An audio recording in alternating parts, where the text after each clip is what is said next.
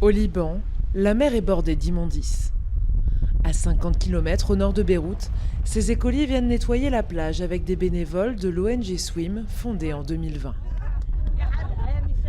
Le microplastique va aller dans l'eau. Micro, ça veut dire qu'on ne peut pas le voir à l'œil nu. Les poissons, les algues l'absorbent et automatiquement, ça va se retrouver dans notre alimentation. Ces adolescents découvrent l'ampleur de la pollution en Méditerranée, la mer la plus contaminée du monde. Glass, piece of wood. Du verre, du bois, un paquet de chips, une tortue pourrait s'étouffer avec. Elles sont en voie d'extinction. On a trouvé beaucoup de choses. Franchement, je suis déçu par les Libanais. Où qu'on aille, on voit des gens qui jettent leurs déchets dans la mer, sur les plages et dans les rues. En sensibilisant ces lycéens, l'association espère que son message essaimera dans leur entourage, même si l'environnement est souvent considéré comme une priorité secondaire. Nous vivons une période avec beaucoup de problèmes au quotidien. La guerre, la crise économique.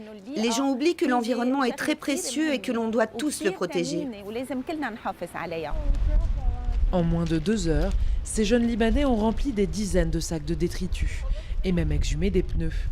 Une pollution venue en amont pour ce biologiste marin. Le problème, c'est que 90% de cette poubelle qu'on a là, elle est venue par les rivières. Parce que les municipalités en haut de la montagne, elles les jetaient dans les rivières. Et les rivières les emportaient avec les pluies et les jetaient à la plage. Ces déchets seront ensuite triés et donnés à des entreprises de recyclage, comme Plastic Lab au nord de Beyrouth.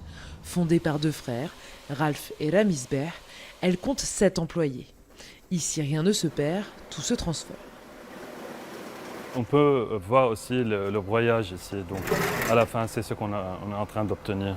C'est la première étape pour le plastique.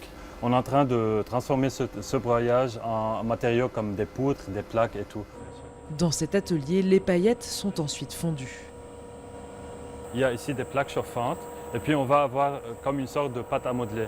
Et puis ça va être injecté dans le moule et puis quand c'est froid, on le met dans un bac à eau et puis ça va être la forme du moule.